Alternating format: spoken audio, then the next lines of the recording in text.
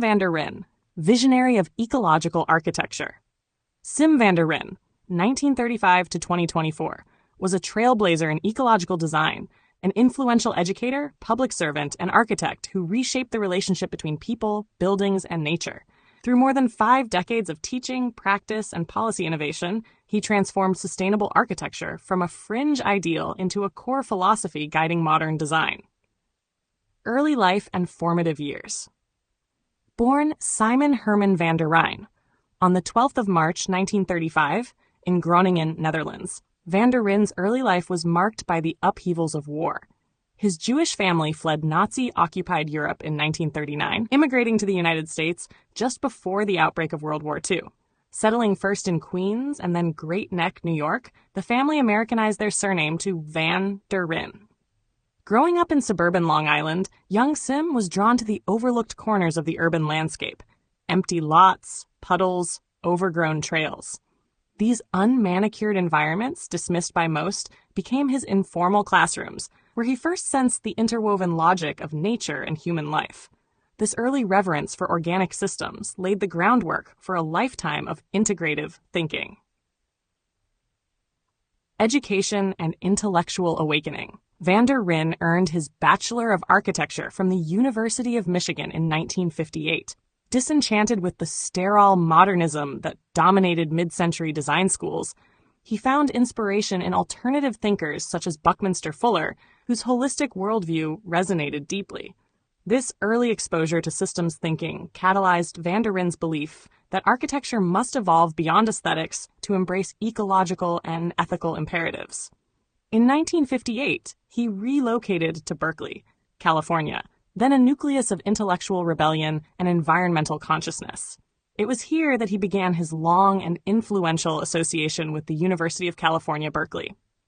After academic contributions, van der Ryn joined the UC Berkeley faculty in 1961 and remained there for over 3 decades, ultimately becoming a full professor in the College of Environmental Design.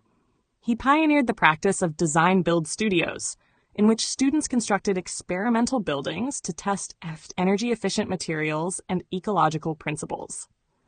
Under his mentorship, students explored composting toilets, passive solar heating, straw bale construction, and gray water recycling, ideas far ahead of their time.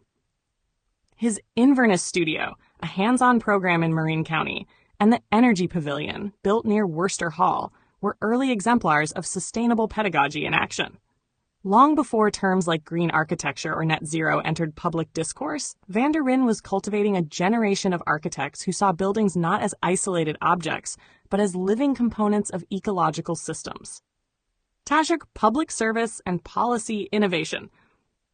In 1975, California Governor Jerry Brown appointed van der Ryn as state architect, a post he held until 1978. In this role, he oversaw the design of public buildings with energy efficiency and ecological integrity as guiding principles. Most notably, he spearheaded the design of the Gregory Bateson Building in Sacramento, one of the first major state buildings to incorporate passive cooling, daylighting, and integrated ecological systems. He also founded California's Office of Appropriate Technology, which supported wind and solar energy projects, water reuse initiatives, and building sharing schemes. His leadership helped shape the state's first energy efficiency standards and disability access codes, policy frameworks that have since become national models. Taschuk notable works and publications. Van der Ryn authored or co-authored 6 influential books that remain foundational to sustainable architecture. Toilet Papers, 1978, a wry but serious look at ecological sanitation. The Integral Urban House, 1982, a blueprint for self-sufficient urban living. Sustainable Communities, 1986, co-written with Peter Calthorpe, which redefined suburban planning. Ecological Design, 1996, with Stuart Cowan, perhaps his most globally impactful text, blending design theory with systems ecology. Design for Life, 2005, a retrospective on his personal journey and design philosophy. Design for an Empathic World, 2013, a call for integrating compassion into architecture. His writings eschewed jargon, instead marrying scientific rigor with poetic clarity.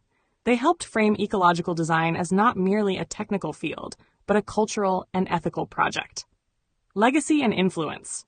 Van der Rijn is often credited as the father of green architecture, though he himself preferred the term ecological design, a discipline that seeks harmony between human intention and natural process. His work helped spark the appropriate technology movement of the 1970s, influenced California's solar energy policy, and laid intellectual foundations for the modern green building industry. More than a designer of structures, he was a builder of movements. His students carried his ethos into architecture, urban planning, public policy, and environmental activism. Figures such as Peter Calthorpe and many leaders in the new urbanism and ecological design fields cite Van der Rijn as a pivotal mentor. His integration of social justice, environmental systems, and design education inspired similar academic programs worldwide. Whether in rural homesteads, urban infill projects, or state capitol buildings, his vision of buildings as responsive, living systems continues to shape sustainable design today. Later life and death. After retiring from UC Berkeley in 1995, Van der Rijn remained active as professor emeritus, author, and practitioner. He lived between his modest home in Inverness and a solar-powered houseboat in Sausalito, both functioning testaments to his ecological ideals. In his final years, he faced Alzheimer's disease, but continued to engage with students, colleagues, and the public until his health declined. He passed away on 19th October 2024 in Petaluma, California, at the age of 89. Conclusion. Sim van der Rijn leaves behind more than blueprints. He leaves a cultural blueprint, a model for how architects, educators, and citizens might build with empathy, humility, and reverence for the earth. His work is a reminder that true sustainability is not a technical fix, but a moral commitment to future generations. A heartfelt light. To every soul whose hand did give, you've helped me dream, helped me live. In darkest hours your light came through, with hearts so kind, so pure, so true. Your gifts, like stars in deepest night, have steered me gently toward the light. Each coin, each word, each silent prayer, a thread of hope so rich, so rare. My eyes once dimmed now seek the skies, and slowly clearer visions rise. Because of you, I dare to see the world again, its grace, its plea. Your compassion's flame will not just stay with me alone. It lights the way for others wandering through despair to feel the warmth of selfless care. You've shown what love in action means, in quiet ways through giving scenes. You've built a bridge from soul to soul and made the broken feel more whole.